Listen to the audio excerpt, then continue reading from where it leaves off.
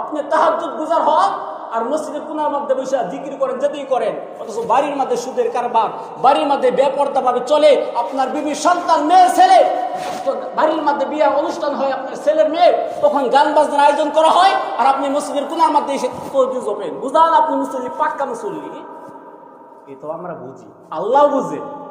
এই বুঝার ক্ষমতা যে আল্লাহ আমাকে দিয়েছেন, ওই আল্লাহ বুঝে তুমি কেমন মুসল্লি। মুসল্লি হইতে হবে বালা, সর্বদিক দিয়ে বালা হতে হবে।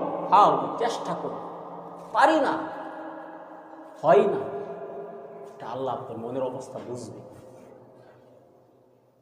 আল্লাহ পাক সবাইকে বুঝার এবং আমল করার তৌফিক দান করুন। শুনুন, আমি প্রত্যেকজন এখানে আমার যারা মুসলিম, আমি সবাইকে আপন মনে করে বলতেছি। আমি মনে করি এখানে আমার ভাই, বাবা, চাচা, দাদা, আমার বাবা যদি আজকে অন্যায় করে, আমার ছোট ভাইটা যদি আজকে অন্যায় করে, যেটা ইসলামে নাই, যেটা রাসূল নারাজ হচ্ছে, আল্লাহ নারাজ হয়ে যাচ্ছে, আমার এলেমের মধ্যে আমি দেখতে পাচ্ছি, কুরআন হাদিসের আলোতে আমি দেখতে পাচ্ছি, না আমার ছোট ভাইটা এই কাজটা করে ইসলাম বিরোধী।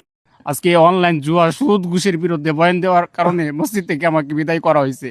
সত্য কথা বলার কারণে আজকে মসজিদ থেকে আমাকে, মসজিদ কমিটির জালিমরা আমাকে বিদায় করিয়েছে মসজিদ থেকে। তাদের কাছে আবেদন করছিলাম, যেহেতু আমার স্ত্রীটা গর্ভবতী, তো এই মুহূর্তে আমাকে বিদায়টা দিয়েন না।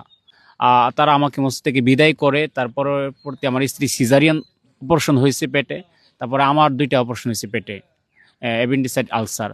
এখন আমি আমার পরিবার নিয়ে বেহাল অবস্থায় আছি।